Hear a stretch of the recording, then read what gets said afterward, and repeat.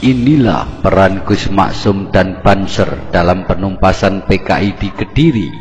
Pada saat meletusnya peristiwa G30 SPKI, Pondok Pesantren Lirboyo adalah kiblat perjuangan masyarakat di wilayah Karisidenan Kediri. Peran sentral itu tidak lepas dari sejarah perjalanan panjang Lirboyo dalam memimpin masyarakat sejak zaman kolonialisme Belanda dan Jepang.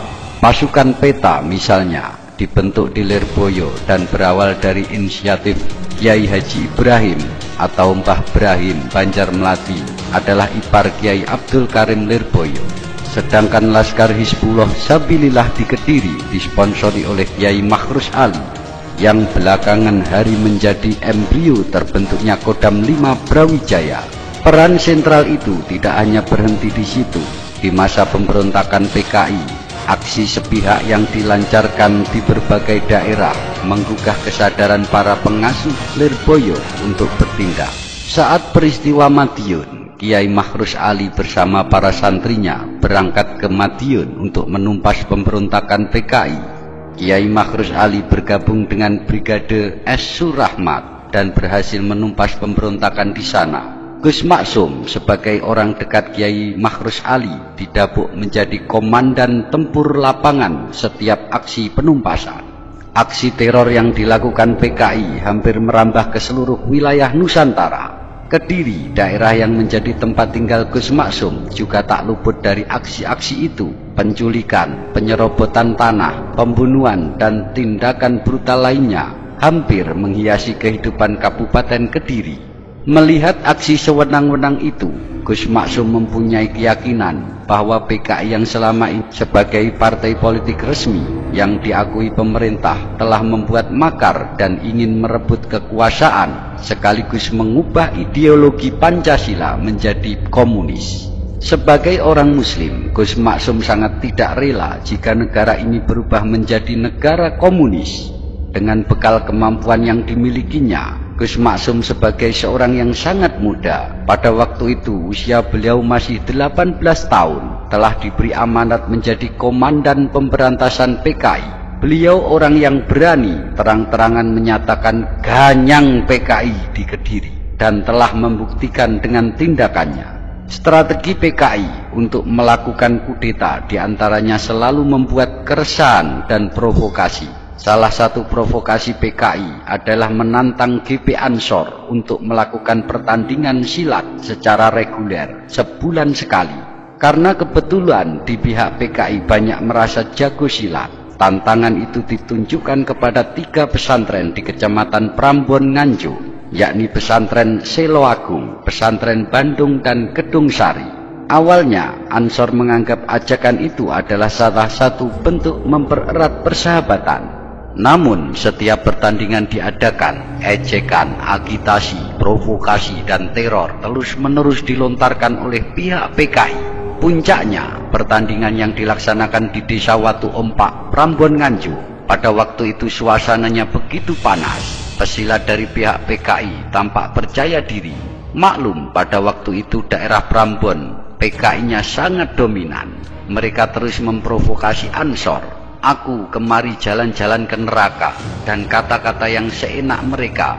Namun, pendekar dari pihak Ansor tidak langsung bertindak. Mereka menunggu kedatangan Gus Maksum dari Kediri.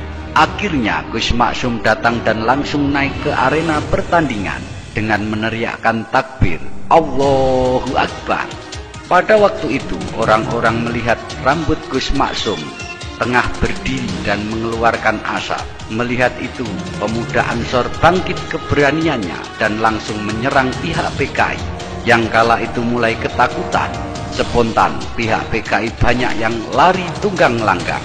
Pesantren asuhan Kiai Jauhari, yaitu bapaknya Gus Maksum, sering dijadikan tempat mental training oleh PI, Pelajar Islam Indonesia, di seluruh Jawa Timur.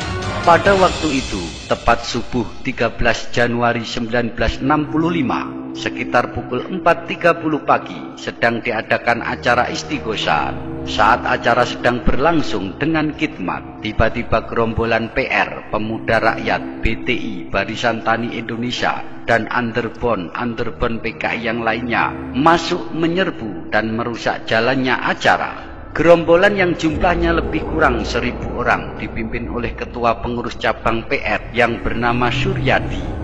PKI berani melakukan tindakan seperti itu karena mereka mayoritas di sana, sedangkan umat Islam hanya sekitar 10% dari total jumlah penduduk Kanigoro. Dengan bersenjatakan kelewang, parang, palu, bahkan pistol, mereka menggerebek masjid, merusak, memukul, menyerang para peserta TC dan kiai, ulama, dan siapa saja yang ada di situ.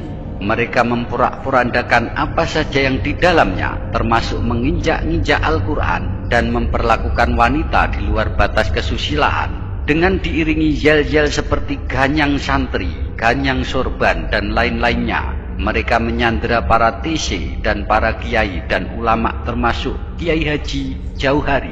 Dan mereka diserahkan ke kantor polisi keras. Mendengar itu, sekitar pukul 8 pagi, Gus Maksum saat itu ada di Lirboyo, langsung meluncur ke kantor polisi keras. Namun sesampainya di sana, para sandera sudah dibebaskan.